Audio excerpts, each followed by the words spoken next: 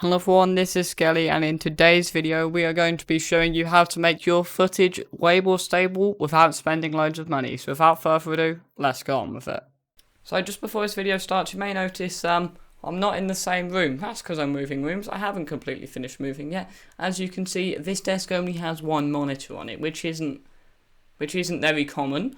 It also doesn't have a keyboard or a mouse or a computer, but apart from that, I figured I'd just shoot it in here because you have a nice background and I don't have to just make it horribly dark. These 5 tips are free, very cheap, and not only will they work with your DSLR, they will also work with your GoPro mirrorless camera or even your mobile phone. So without further ado, let's get on with it.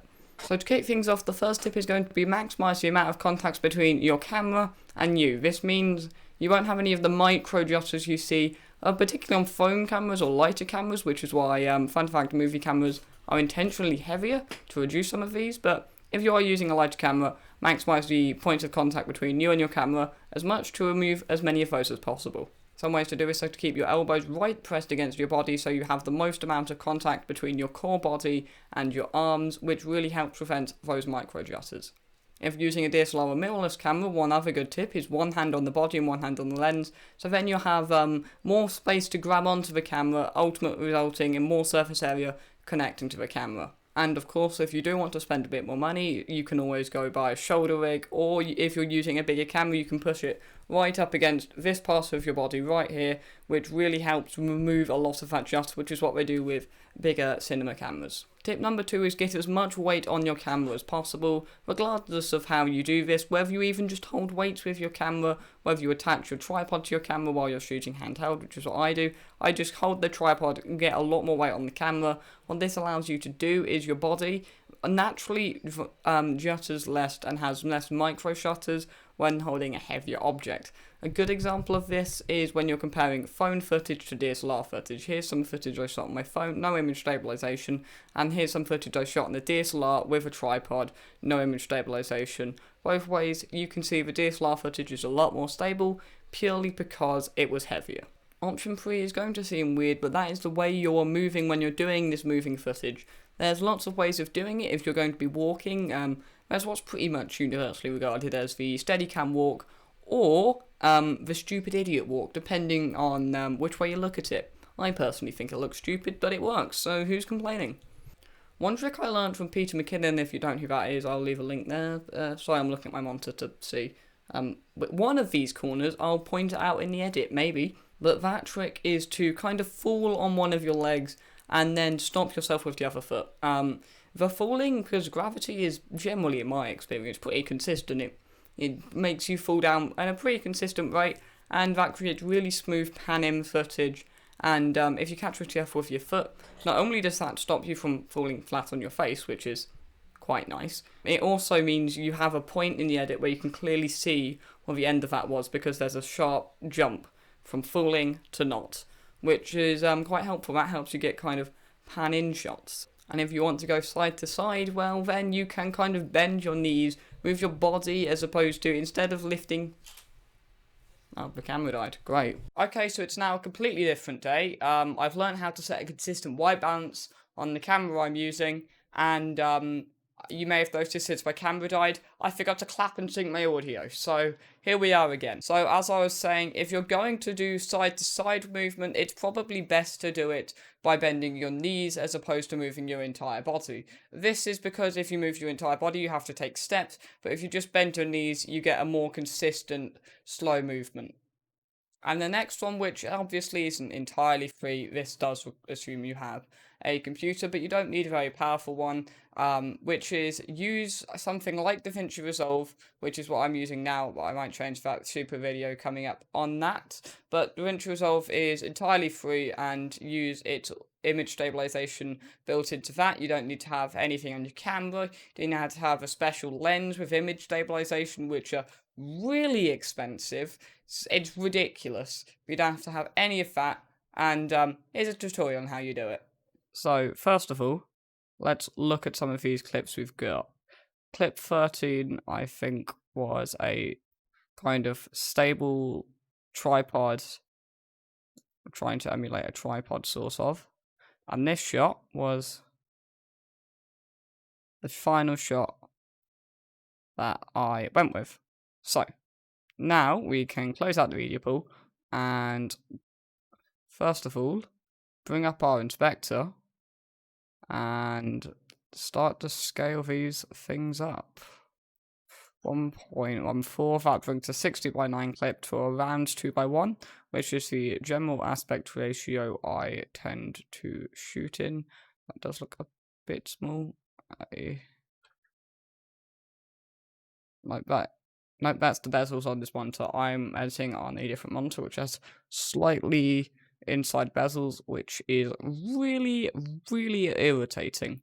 So first of all, let's start off with this shot. As you can see, I've gone out a bit on the end there, so I don't really want to do that. So we're going to come over here on the inspector, over to the stabilization tab. And first of all, I'm just going to shrink those down. So we are going to say perspective. We're going to use a camera lock, which basically means we want to keep the camera in the same place. It's going to analyze the footage.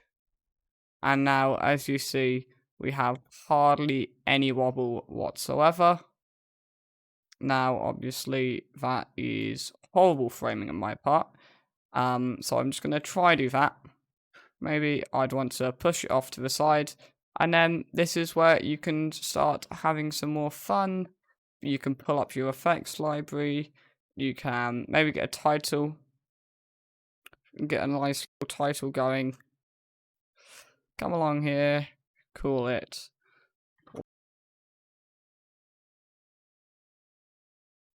And then bam, you've got an intro sequence for your thing. That was entirely handheld.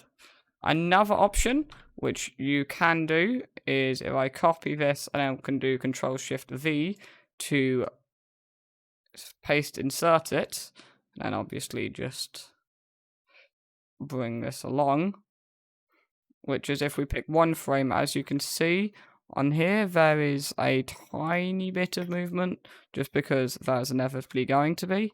So I'm going to grab a single frame out of this thing, going to right click, I'm going to go to change clip speed, and right here where it says freeze frame, we're going to click on that. Now, if you zoom in and kind of bring it out, you'll see it's just got that shot and frozen it. So that's what I would recommend doing in places like this. But if you have something moving, maybe you've got some light moving over, or you want it to change, this works extremely well. You do get a kind of tiny bit of jutter, but that's kind of inevitable. In this case, we're going to go to right to the start of the clip. We're going to go right in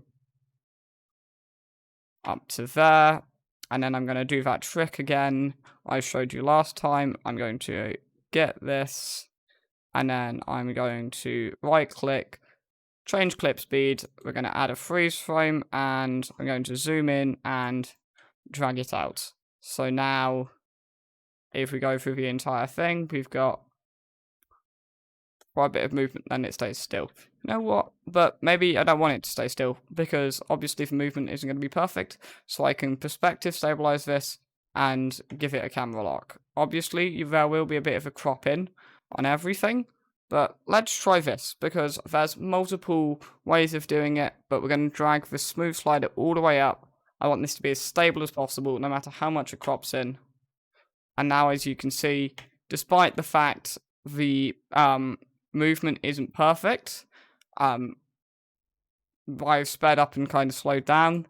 You can see got a really solid pan-in shot. Now, what I am going to show you is sometimes that's not the best way to go about it, and sometimes the best way to do it is to reset the stabilization and reset the stabilization again. Come along here, and maybe you don't want to try. If you look at the other one, it's similarity, same thing. Sometimes some of these will do a lot better. In this case, as you can see, I think the perspective is a lot smoother than the similarity, but it's worth a shot. And then the final one is translation. You don't really need to know what these do. If you want, I'll make another video all about what these do. But as you can see, they are kind of designed for different shots. this one is kind of horrible, and this one here is not perfect. So if we look at this first one, we've now got a nice pan in and some of that. And number 5 is judge the weather. And if you need to get that shot, maybe you don't need to get it right now. If it's super windy or rainy and it isn't great, wait until you've got a nice calm day where you don't have to worry about any of that. I'm kidding. This isn't a proper tip. You know this. It's just I needed top 4 ways to stabilize your camera. Doesn't sound very appealing. But if you didn't realise that maybe filming in the gale isn't the best idea, there you go, I guess. So thanks for watching this video. Sorry if the white balance is a bit off and chaotic. I've just moved in a different room, and I'm just quite chaotic, as you can see behind me. I actually have everything all set up now. Yeah, actually, you know what? I'm going to give you a little tour with the stabilized camera methods. This is how advanced this video is getting. So, as you can see, here is my desk.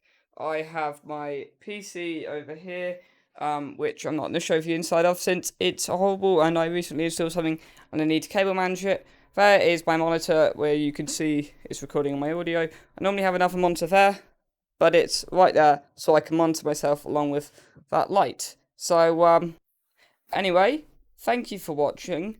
Actually, I should probably do this facing myself. Obviously, one thing I probably should have mentioned is it's not the best idea to add extra weights using a tripod if you are going to be filming yourself. In fact, if you're going to be filming yourself, maybe adding the extra weight of a tripod is possibly worse because this shot is probably horrible. But anyway, thanks so much for watching. I'm sorry if the video get delayed. I've been working on a video on the PTG channel recently, which is coming out next week. That video took like 15 hours. It's my episode 2. So I'll leave a link to that. But until next time, bye. Have a great day.